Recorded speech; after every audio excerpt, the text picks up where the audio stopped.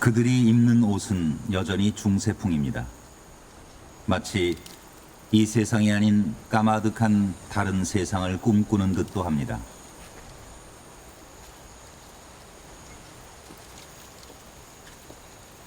그러나 그들은 누구보다도 열렬하게 세상을 꿈꾸고 세상을 향합니다. 그들은 결혼하지 않으며 자신의 재산도 갖지 않으며 오로지 자신을 남을 위해 쓰도록 비워둔 존재들입니다. 그러니 가장 타인에게로, 세상에게로 열려있는 존재들이지요. 천국은, 구원은 어디에 있을까요? 더 이상은 아무도 구원을 꿈꾸지 않는 세상에서 아직도 세상의 구원을 믿고 있으니 그들은 참 바보 같은 사람들입니다. 구원을 꿈꾸며 걷는 그들의 긴 계단길에서 천국은 이미 완성된 것인지도 모릅니다.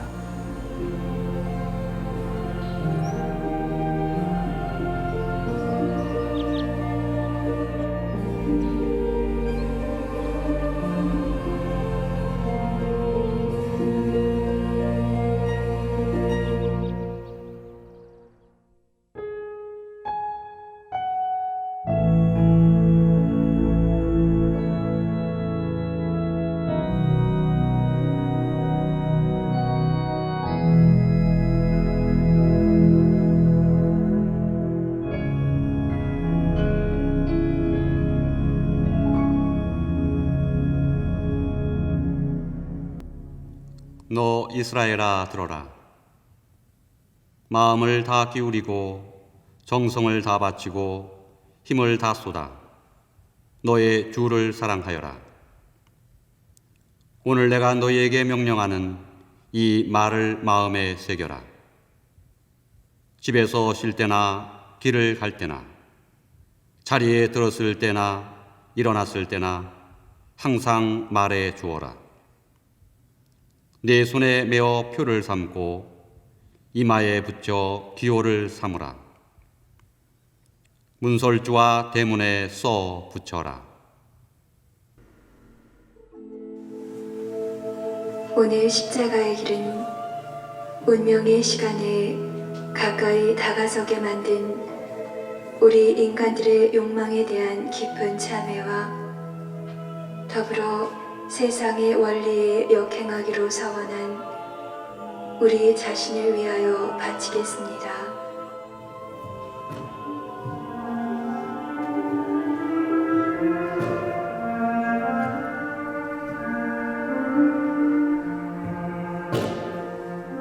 성서적 가르침대로라면 예수는 분명 그분의 아들이며 권능을 가진 존재다. 그러나 예수의 삶이 완성되는 지점은 그 권능을 발휘함으로써가 아니라 단 한치도 인간됨의 한계를 거부하지 않았다는 데 있다. 그는 죽음도 순명한다.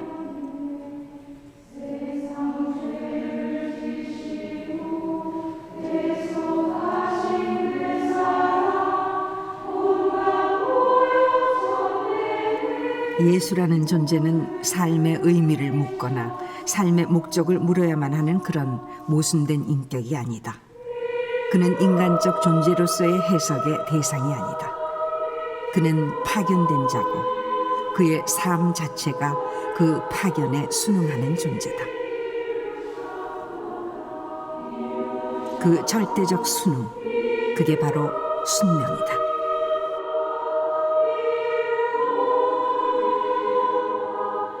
수도자는 그 예수의 순명을 따른다. 그들의 삶은 예수의 순명하는 삶의 연장이며 그 실천이다.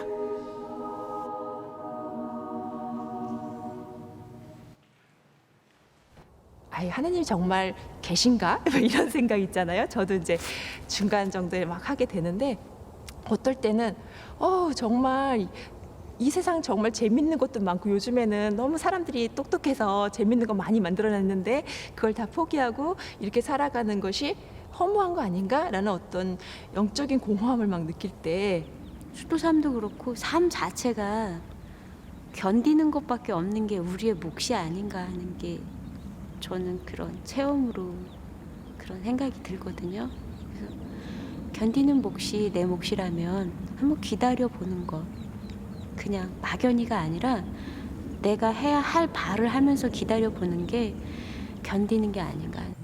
근데 한참 지나고 나서 그런 것들이 우리가 거절을 한다고 해서 그게 마음 편한 게 아니거든요. 그러니까 결국에는 순명함으로써 제가 지지 않아도 되는 십자가를 순명하지 거부함으로써 져야 하는 그런 십자가도 분명히 있거든요.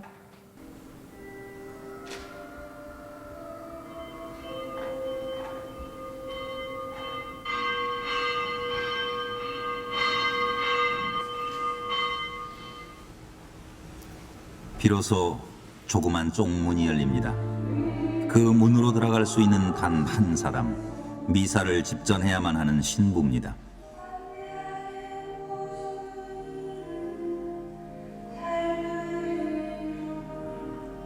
신자들은 쪽문 바깥 따로 마련된 의자에 앉습니다. 미사를 집전하는 신부 외에는 아무도 저 쪽문 안으로 들어갈 수 없습니다. 그 엄격성이 관상수도원의 권위와 영광을 상징합니다.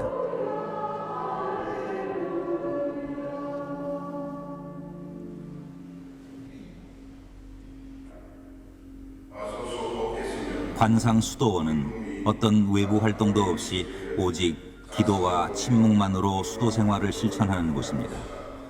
오로지 영적 활동만을 목적으로 하는 곳이지요. 수도자들은 평생 수도원 안에서 살다 죽어서도 수도원의 묘지에 묻힙니다. 미사가 끝나면 신부는 다시 걸어 나와 쪽문 바깥으로 나옵니다.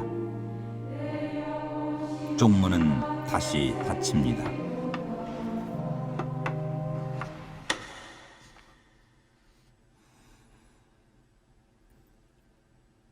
그 안으로 트라피스트 수도원 사상 처음으로 카메라가 들어갔습니다. 막상 들어갔지만 아무것도 없습니다. 정적뿐입니다. 이 정적 속에서 그들은 삽니다.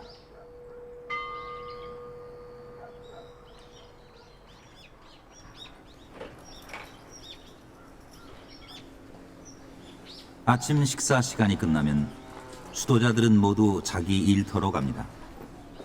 일의 종류에 따라 일하기에 편한 복장을 입습니다. 일터는 모두 수도원 안에 있기 때문에 외부인과의 접촉은 일체 없습니다. 새벽 3시 30분부터 독서와 기도와 묵상과 미사가 이어지고 9시부터 노동이 시작됩니다. 노동만이 계속되는 건 아닙니다. 2-3시간마다 노동을 중단하고 기도를 합니다. 노동하고 기도하고 노동하고 기도하고 오직 그것의 반복입니다. 수도자들이 만들어내는 생산량은 아주 적습니다. 그저 수도자들의 먹을거리를 보충하는 수준이지요.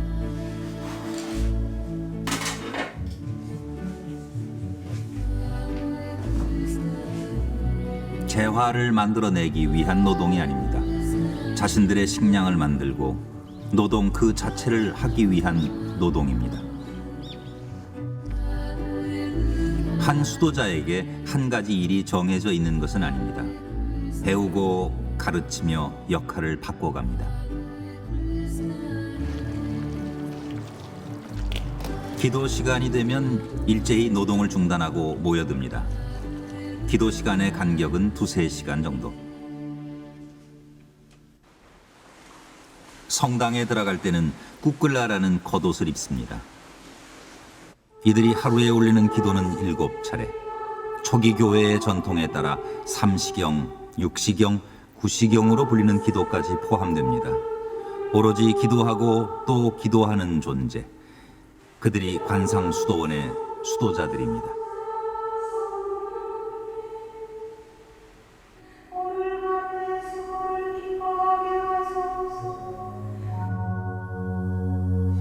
신자들은 끊임없이 그들에게 기도를 부탁합니다.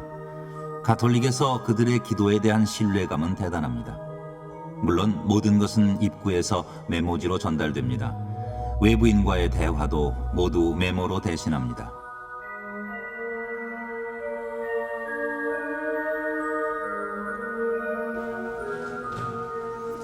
수도자들 간의 대화 역시 극도로 절제됩니다. 복도를 걷다가도 할 말이 있으면 쪽방으로 들어가 대화를 합니다. 수도원 전체를 통틀어 전화실은 딱 하나. 이 전화마저 거의 쓸 일이 없습니다. 수도자의 처소에는 아무것도 없습니다. 한 사람 누우면 꽉 찰 공간. 책상 하나가 전부입니다. 침묵. 침묵은 응시입니다. 자신과 타인의 내면의 소리를 응시합니다. 더 큰 소리를 듣기 위한 침묵이지요. 모든 수도원이 이곳처럼 엄격한 것은 아니지만 본질적으로 그 삶의 방식은 모두 같습니다.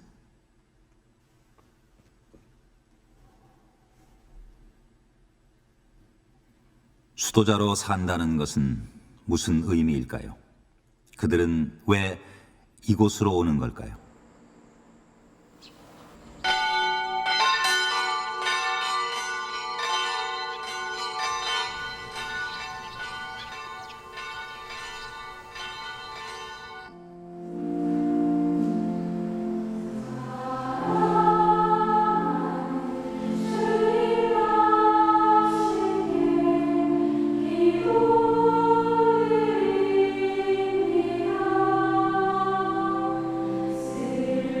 수도자로 살겠다며 또 몇 사람이 수도원으로 들어왔습니다.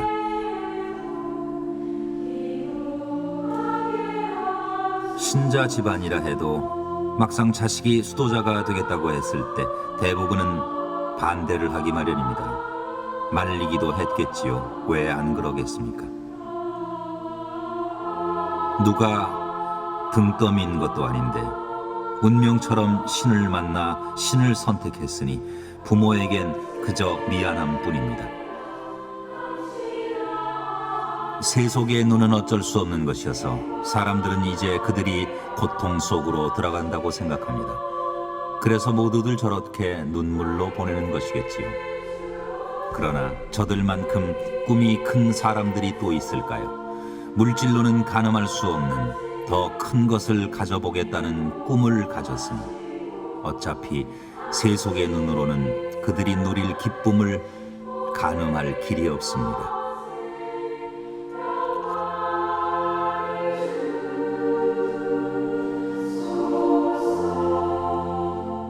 저를 수도원 보냄으로 해서 이제 그 친척들 사이에서 장남으로서 그러니까 종손으로서 또 종손을 수도원에 보낸 아버지의 결정이나 판단에 대해서 또 친척분들 중에서 반대하신 분들도 있었고 그거 생각하면 미안하죠. 어머니는 안 갔으면 나중에 몇 년 뒤에 이제 말씀하시대요. 고생할까봐 안 갔으면 좋겠다 그렇게 생각하고 기도를 많이 하셨다대요. 근데 어머니 기도를 하나님이 안 들어주셨죠 이제. 수도원으로 들어오는 순간 그들은 수도원의 원장에게 속한 동거인이 됩니다. 그것은 그들이 사는 집의 이동을 뜻합니다. 생물학적으로 엮인 한 가족의 집에서 집이 없는 공동체로의 이동. 그것은 단순한 이사가 아니라 본질적인 삶의 이동이며 삶의 전환입니다.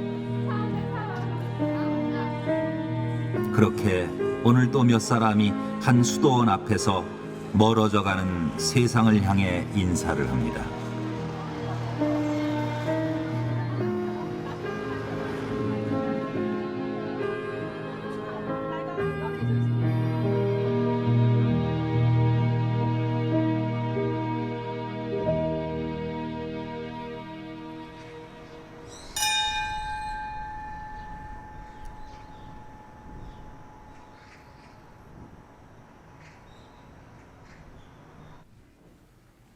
이거는 제가 지난주에 지난번에 말씀드렸지만 입회를 마치면 통상 1년 정도의 지원기를 거치며 학습을 합니다.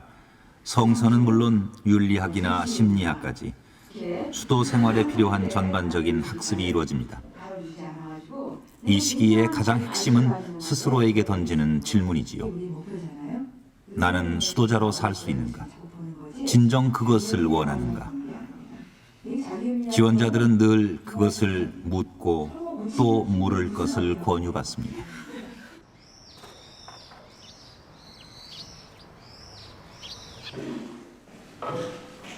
전체 수업이 끝나면 다시 소규모 토론이 이어집니다.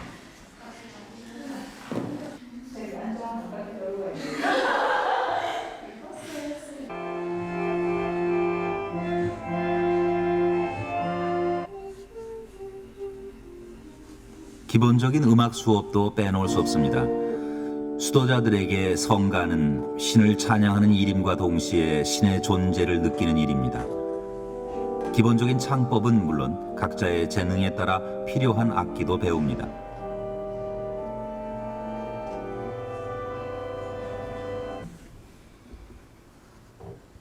가장 중요한 수업은 함께 사는 법을 배우는 일입니다. 수건 하나도 함부로 접지 않는 과정을 통해 낯선 이들과 함께 사는 법을 배워갑니다.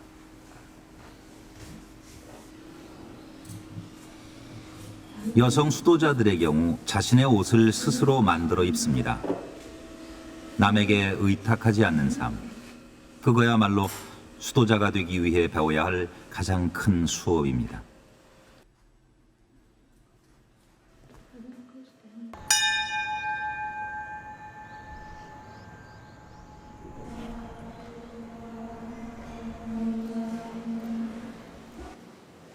저희 행동 하나하나 이렇게 봐주시는 게 처음엔 되게 부담스러웠었거든요. 근데 기침하고 뭐 재채기를 하고 그러면 그 다음날 휴지가 놓여있고 이러시면서 저희를 이렇게 유심히 관찰해 주시는 수녀님들 보면서 되게 사랑받고 있다는 걸 느낄 수 있었어요.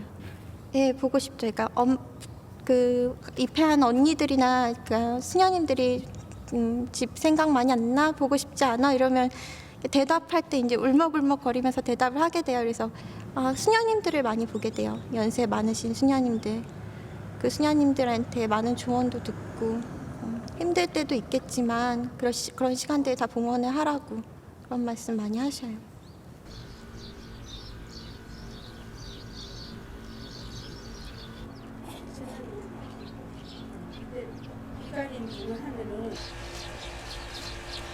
모든 수도원이 다 그런 건 아니지만 자체 농장을 가지고 있는 수도원이 많습니다. 수도자들에게 노동의 기회를 주기 위한 게 가장 큰 목적입니다. 노동의 중요성을 말하지 않는 수도원은 없고 노동은 모든 수도자들의 삶에서 뺄 수 없는 요소입니다. 그들은 노동을 통해 수도합니다.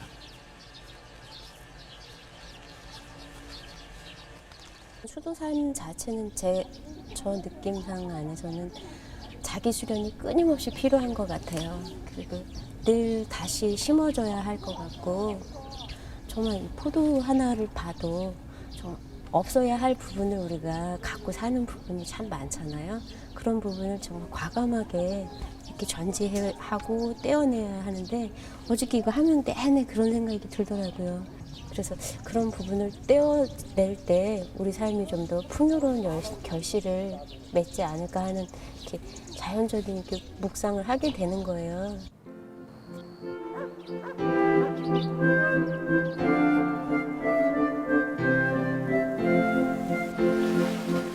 남자 수도원도 마찬가지입니다. 자신의 삶을 남에게 의탁하지 않는 게 수도자의 원칙입니다.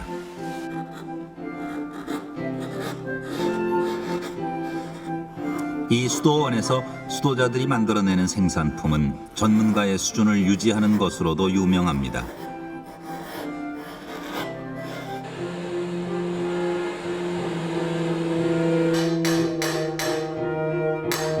모두가 각자의 전문 영역이 있습니다. 처음부터 그 분야의 전문가였던 사람은 거의 없지요. 모두가 하다 보니 전문가가 됐습니다.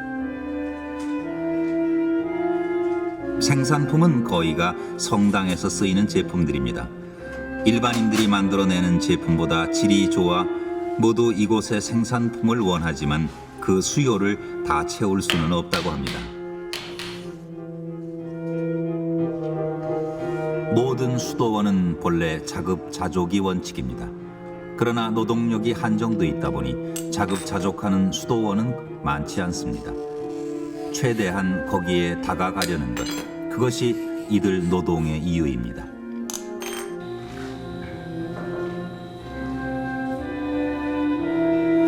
노동할 때 수도자들은 침묵합니다. 필요 이상의 말은 하지 않습니다. 노동이 명상의 연장이지요. 처음에는 다들 그 침묵을 못 견뎌 하지만 곧 침묵할 때 가장 편안해지는 상태에 이른다고 합니다.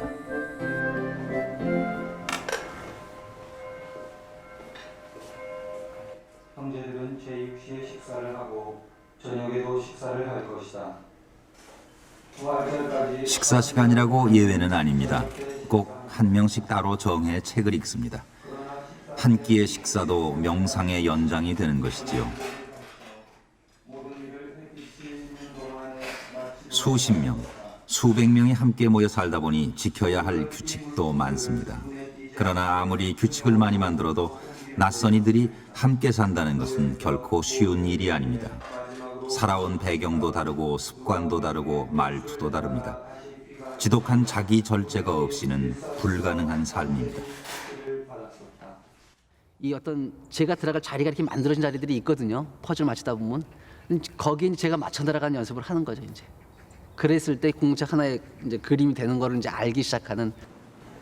한결같은 주님의 사랑과 성모님의 품에 온전히 자신을 맡기는 6명 자매들의 수련식 예절이 있습니다.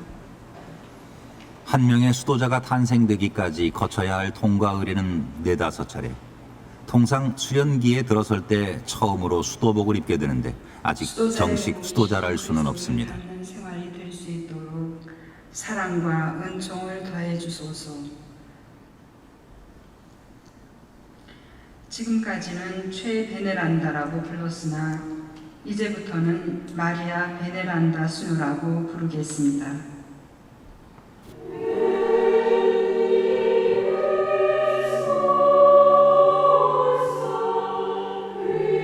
첫 서원식. 여기까지 오는데 보통 4-5년이 걸립니다. 오늘 서원식을 하면서 성주행들은 예수 하나님을 닮고자 하는 그런 약속은 첫째로 믿음이 필요합니다. 우리가 무엇을 약속할 때 그것을 완성했다면 그것을 약속할 필요가 없습니다. 이제 5명의 수녀들이 첫 서원식을 통해 비로소 정식 수도자가 되며 명실상부한 수도원 공동체의 일원이 됩니다. 이 수도 공동체에 내어드립니다. 수도자에게 내려지는 첫 선물은 수도회를 상징하는 목걸이와 수도회 규약집, 그리고 검은 두건 등 수련복과 구별되는 새로운 옷입니다.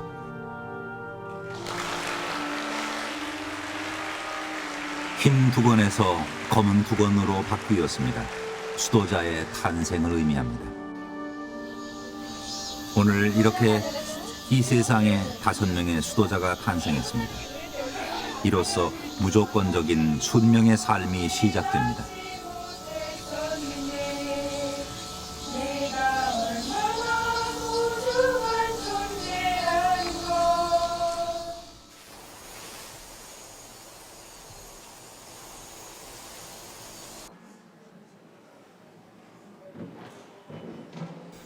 무조건적인 순명.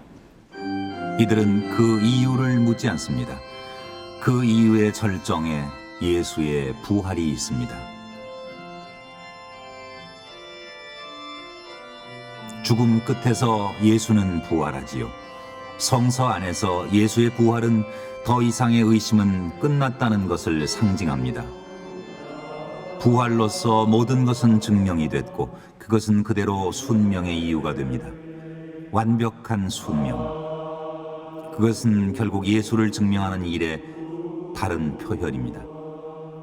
수도자들의 삶은 그래서 예수의 삶의 연장이며 그 실천입니다. 오로지 순명만이 그 길로 들어가는 문입니다.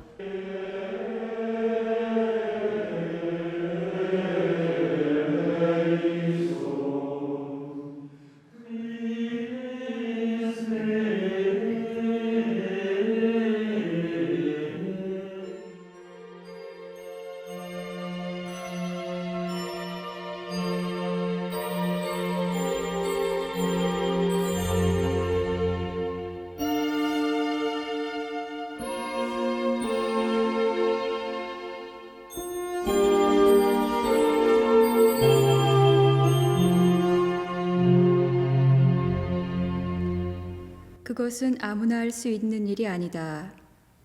다만 하느님께서 허락하신 사람만이 할 수 있다.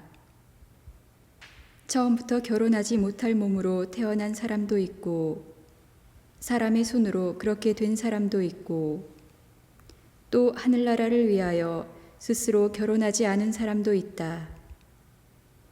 이 말을 받아들일 만한 사람은 받아들여라.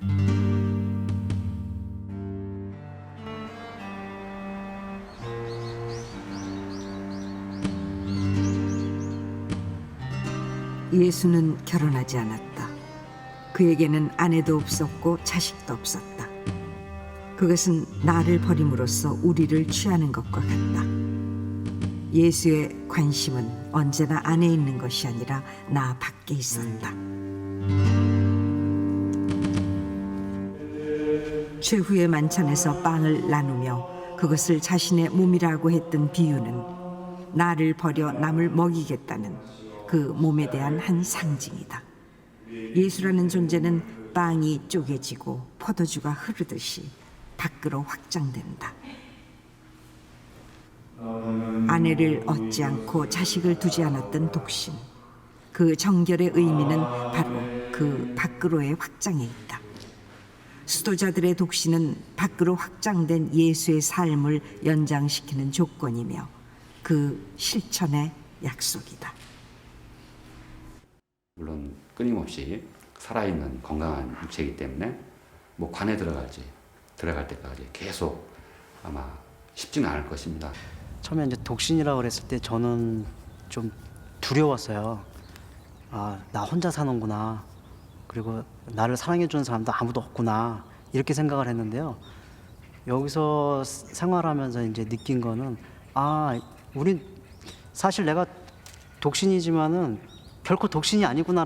혼자 물리적으로 볼 때는 혼자 방을 쓰면서 혼자 살아가는 삶이지만 사실 제가 독신이라는 생각보다는 공동체의 삶을 살고 있고 모든 이의 만인의 연인으로서의 몫을 제가 받지 않았나. 성 바오로 사도님 저희를 위하여 빌어주시옵소서. 그런데 율법을 통하여 의로움이 온다면 그리스도께서 헛되이 돌아가신 것입니다. 수도자들은 종종 자신을 예수와 혼인한 사람이라고 표현합니다. 그 혼인은 입회하는 순간이 아닙니다.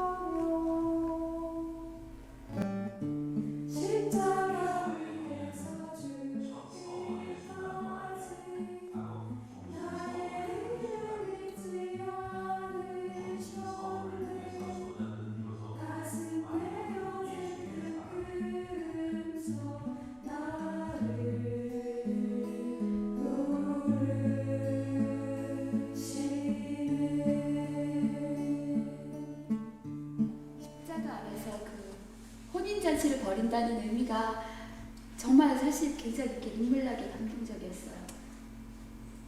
우리가 이렇게 잔치하면 뭐 즐겁고 뛰놀고 이렇게 커다란 어떤 굉장한 성대한 그런 기쁨의 잔치, 그것을 십자가 아래서 이렇게 그 잔치상을 벌인다고 생각을 하고 십자가 아래서 내 그 혼인이 이루어진다고 생각을 하니까 그래서 굉장히 힘들겠구나.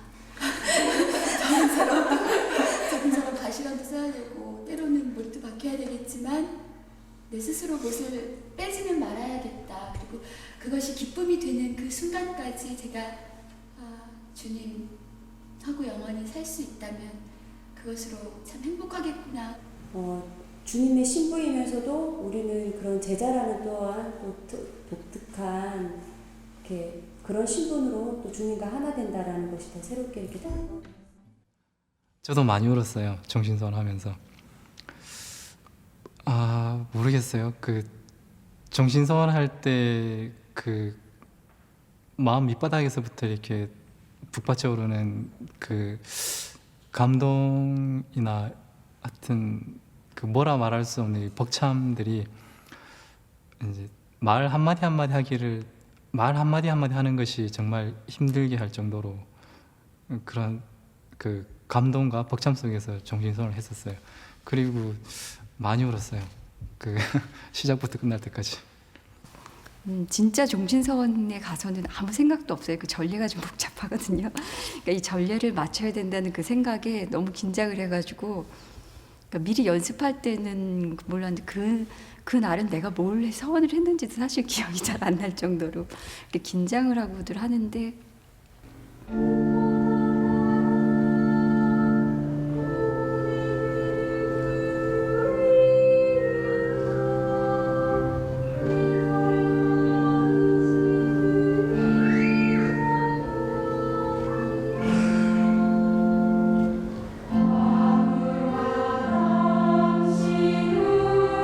어느새 10여 년. 이때쯤 되면 반대했던 부모들도 더 이상은 돌아오라 말하지 않습니다. 이제 오늘 수녀님들 정말 기쁜 마음으로 자신을 봉헌하면서 이 수도자로서의 길을 시작합니다. 이 종신서원이 이제 수도자로서의 그 완성이 아니라 이제 여러분은 드디어 이제 수도자로서의 삶을 시작합니다. 여기까지 왔는데 완성이 아니라 시작이라고 합니다. 하긴 수도에 어찌 끝이 있겠습니까? 저는 저의 자매들과의 친교 안에서 살고 교회 안에서 사회 커뮤니케이션 수단을 통한 복음 선포에 헌신하며 종신토록 정결, 청빈, 순명을 소원합니다. 종신토록 지켜야 할 3대 서약, 정결과 청빈과 순명을 선언하고 서약합니다. 이로써 수도자는 완전히 수도에 입적이 됩니다.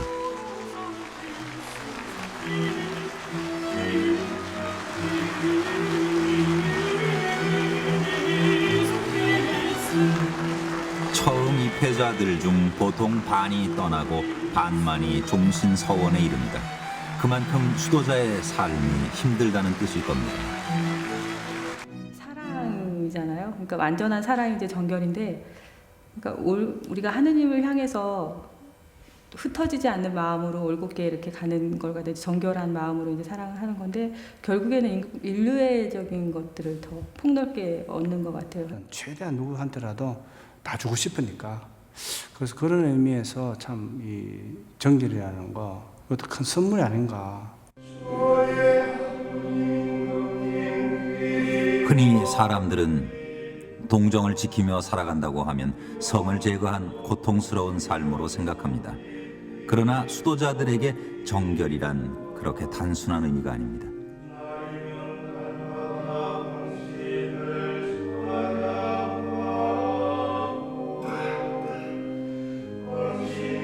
그들의 성은 얽매이지 않은 성이며 밖으로 확장된 성이고 개방된 성입니다.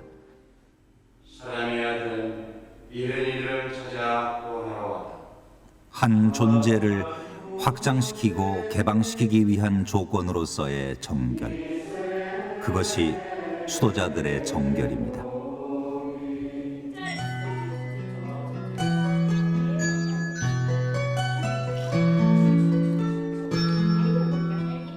수도자들은 한 인간의 애정을 보편적 구성에, 보편적 모성에, 보편적 형제로 확장시킵니다. 성서 안에서 제자들이 예수에게 당신의 어머니가 찾아왔다고 했을 때 예수가 말하지.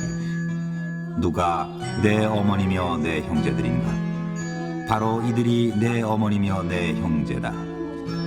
바로 그 보편애가 수도자들이 선택한 성입니다.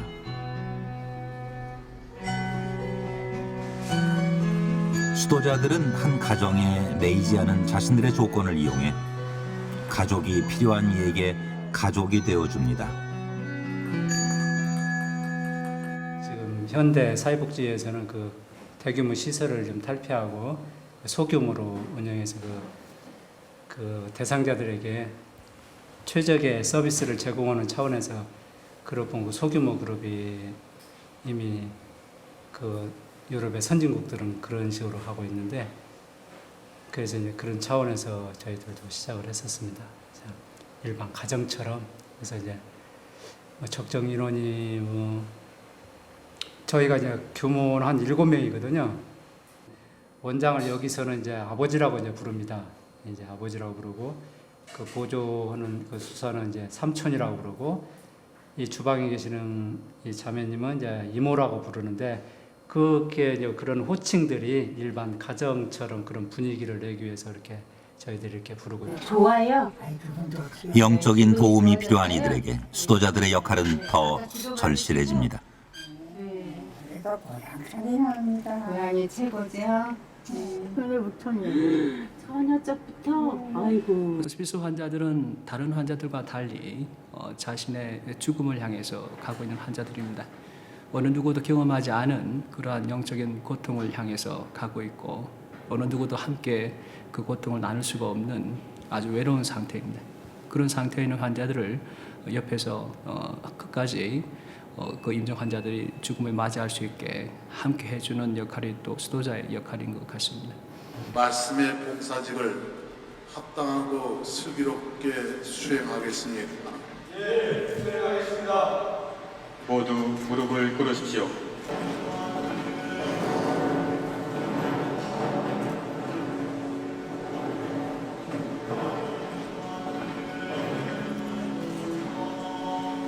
온 몸을 엎드려 자신을 버리겠다는 서약을 다시 합니다.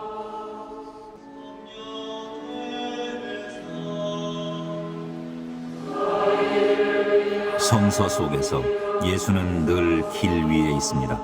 그는 한 가정에 머물 수 없는 존재였고 자신의 몸을 오로지 온전하게 남에게 쓰일 가능성만을 위해 열어놨습니다.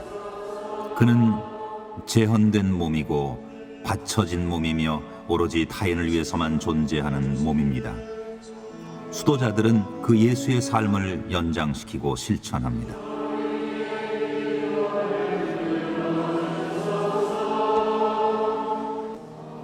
이 세상에 오로지 타인을 위해 자신의 몸을 열어버린 정결의 서약을 한 존재가 함께 살고 있다는 것.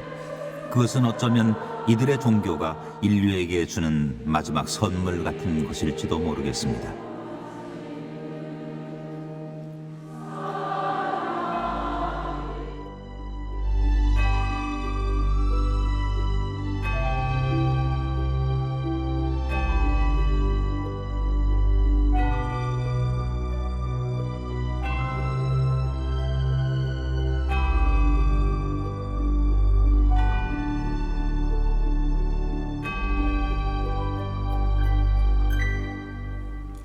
너에게 한 가지가 부족하다. 가서 가진 것을 다 팔아 가난한 사람에게 나누어 주어라. 내가 시키는 대로 하고 나서 나를 따르라. 나는 분명히 말한다. 누구든지 나를 위하여 집이나 형제나 자매나 어머니나 아버지나 자녀나 토지를 버린 사람은 영원한 생명을 얻을 것이다.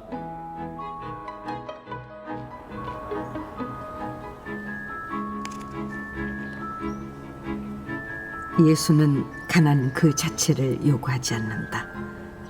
그는 가난과 연대할 것을 요구한다. 그저 소유하지 않는 것이 아니라 소유를 나눌 것. 그것은 단순히 내 몸을 가난에 옮겨놓는 것을 뜻하는 게 아니다. 그는 가난에 책임질 것을 요구한다.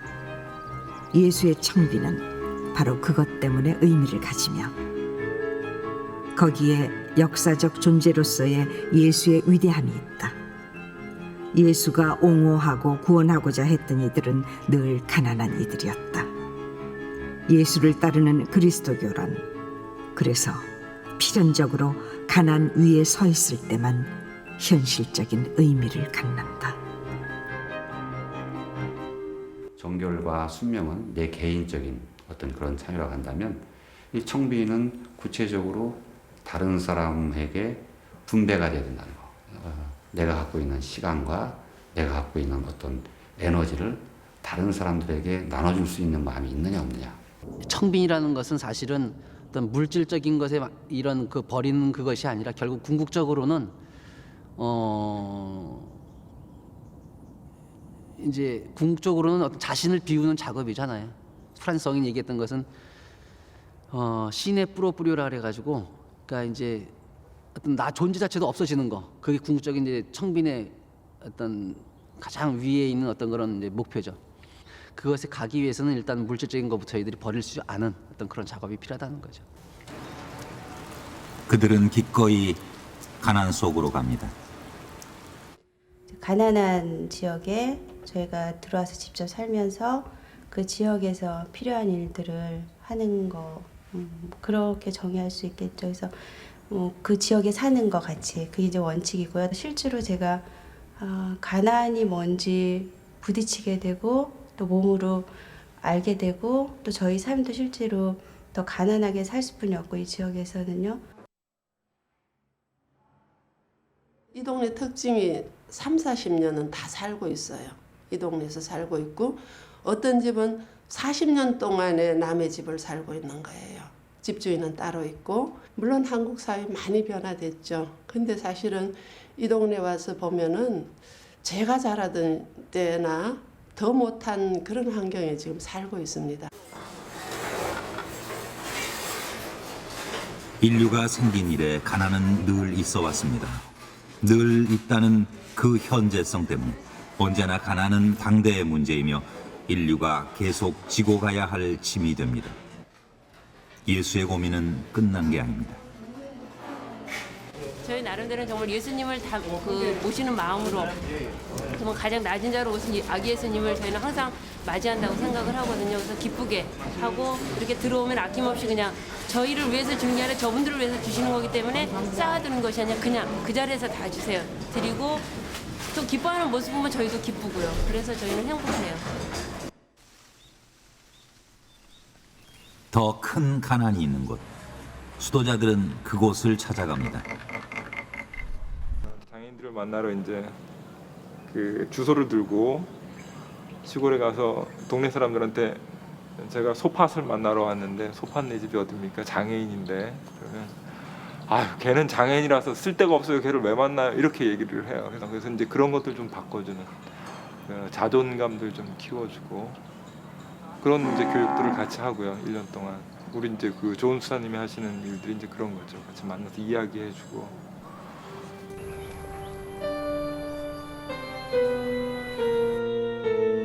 과거 그리스도교의 선교는 개종을 유도했고 그에 따른 부작용도 많았던 게 사실입니다.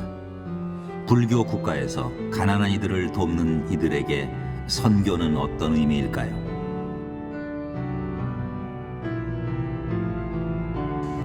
내가 가지고 있는 특별한 종교만이 유일한 구원의 방식이고 이것만이 옳은 방식이다라고 강요를 하면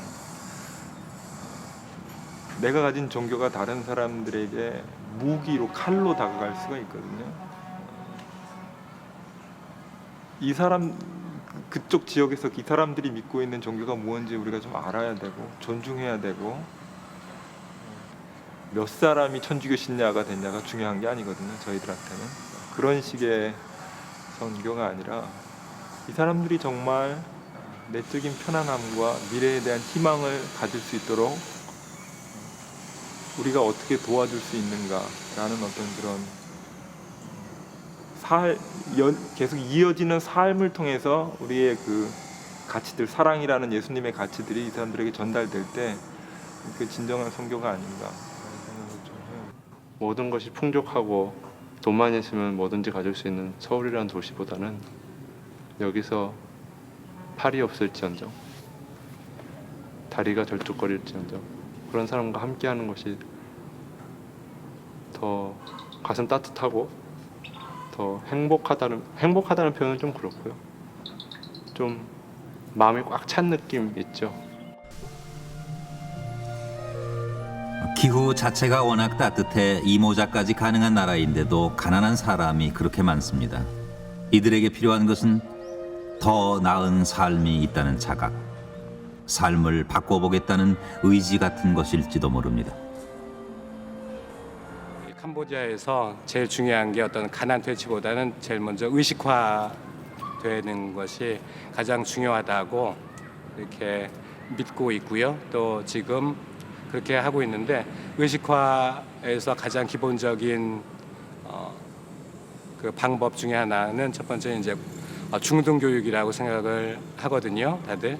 그래서 저도 우리 그 교회 공동체에서 그런 학생들을 받아들여서 여기서 같이 지내게 하면서 같이 밥 먹고 그리고 또 학교 가는 학비 도와주고 그러면은 그 아이 자신을 위해서건 또 그 아이의 미래를 위해서 그리고 또 한 가지는 점점 자라나는 동생들한테 좋은 표양이 될 수 있을 거라고 생각을 했거든요. 현지인에게 좀 더 다가가기 위해 수도복을 포기하기도 합니다. 사복 수녀원처럼 드문 경우를 제외하면 여자 수도자가 수도복을 벗고 나서는 건 일종의 금기입니다. 그러나 이곳에선 그런 금기가 불필요해집니다.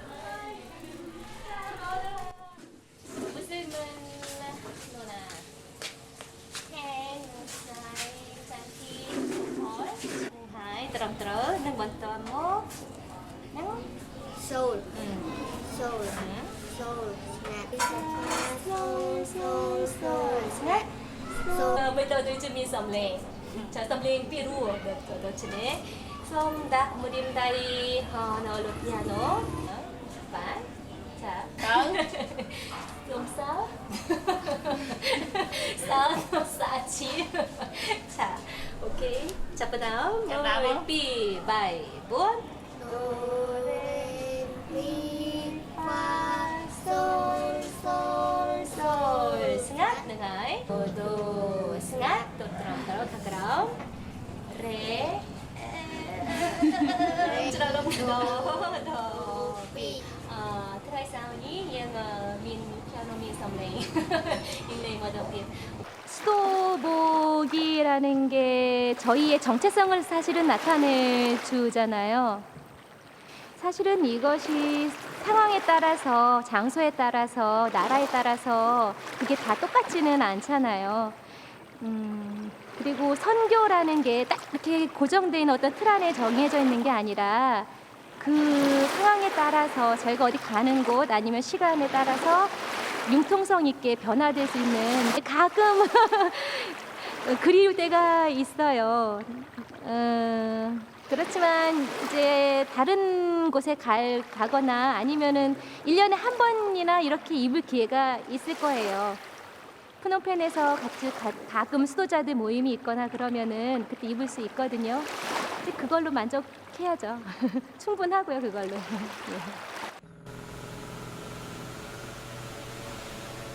그들의 진정한 마음이 이곳에 누군가에게 평화를 줄 수 있다면 세상은 또 한 줌의 평안을 얻어가겠지요. 4월 50주년을 맞이하신 새로운 주년이 4월 25주년을 맞이하신 14번 주년이 수도자들이 일생 동안 누려보는 최고의 호사라면 동료들이 마련해주는 금은 경축식일 겁니다. 수도자로 25년, 50년이 되었을 때 그들은 성대한 축하를 받으며 다시 한번 3대 서약을 합니다. 성과 소리와 함께 해치대로 정결과 청림과 숙명의 서원을 지키며 50년간 살도록 허락하신 하나님과 공동체에 감사드립니다. 이제 남은 기간 동안 더욱 성실하고 기쁘게 살 것을 하나님께 수약하며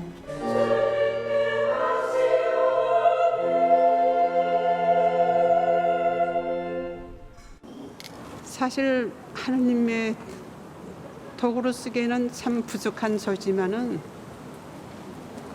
그분의 쓰시고자 하면은 무에서 유를 창조하시기 때문에 어떤 보잘것없는 도구지만은 필요하게 쓰셨다고 생각이 됩니다. 그래서 이 자리에 있지 않나 싶어요.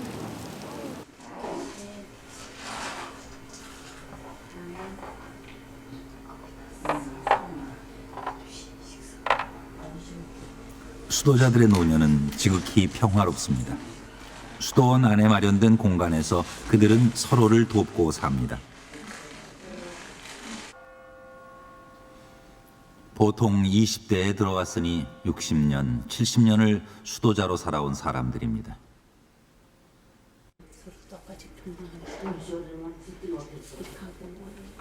속전 임신을 제말 같은 거 찾아가는데 그것이 충분해요. 그것이 아주 완전히 수도 생활의 목적이에요. 그것이.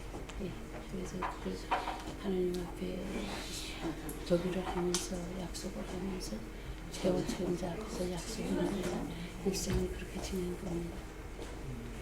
그렇게 보입니다.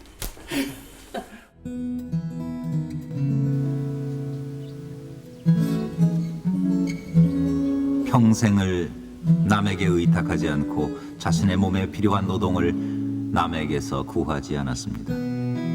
그들은 몸을 움직일 수 있는 한 계속 노동합니다.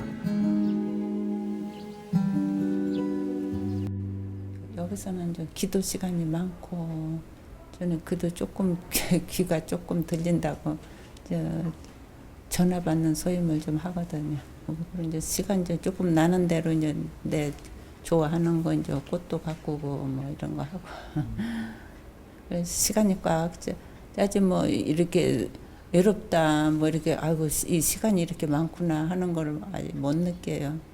오히려 시간이 짧아요. 이제 다 살았으니까 정말 이제 하나님께 갈 준비로 이제 아무 때 부르셔도 기쁘게 갈 수 있게 하기 위해서 그런 지향을 가지고 많이 생각을 하고 생활하죠. 그 죽음을 통해서만 예수님께 가지 우리가 죽지 않으면은 생전 못 가죠. 예수님께 마음으로야 항상 예수님과 이렇게 더불어 산다고 하지만 내가 직접 주님 앞에 나가기 위해서는 죽어야 제가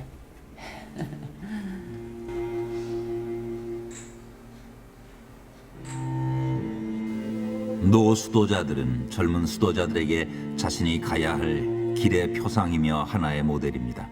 한 수도자가 먼저 간 수도자들의 사진이 모셔진 곳에서 긴 기도를 올립니다.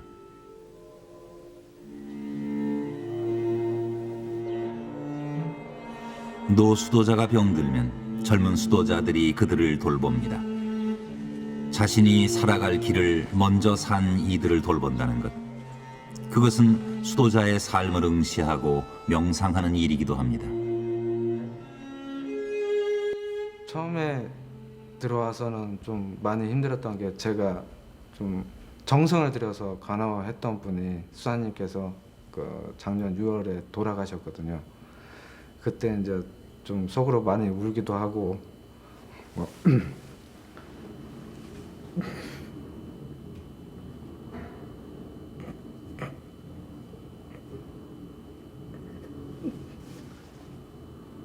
죄송합니다.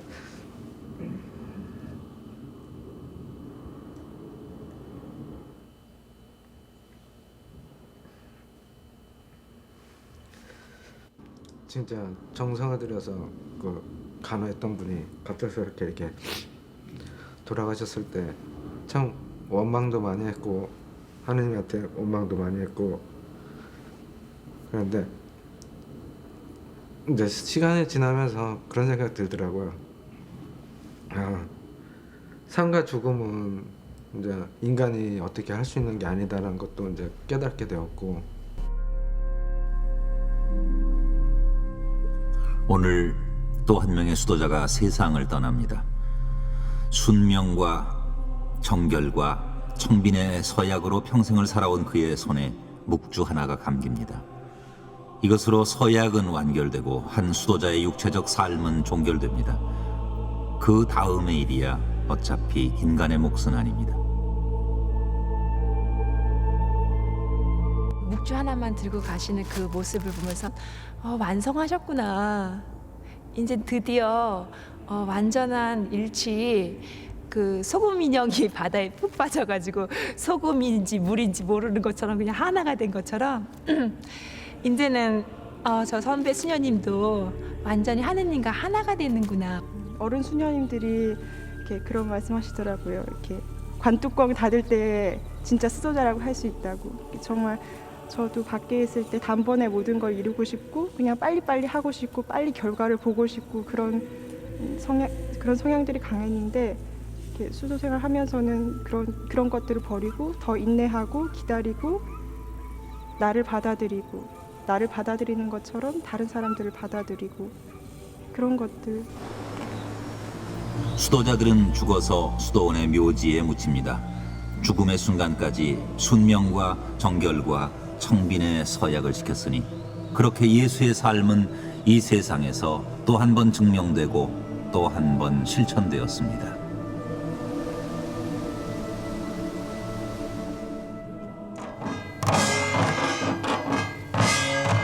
추수가 끝난 빈 논 위로 피아노가 나오고 풍물패가 나옵니다. 대지 위에 차려진 대지의 교회입니다. 또 한 해 농사를 지어갈 벽시가 성체처럼 모셔졌습니다.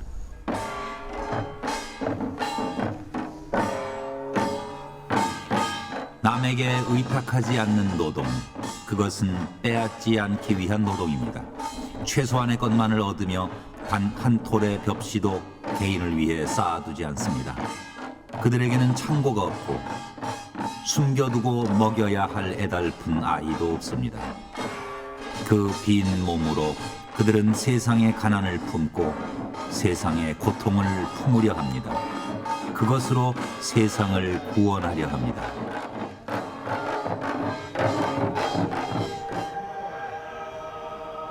이 엄청난 시대에 아직도 구원을 꿈꾸며 자신을 봉헌하겠다고 하는 사람들, 자신을 버리겠다는 그 봉헌의 존재가 있는 한 인류에게 아직은 희망이 있는 것인지도 모르겠습니다.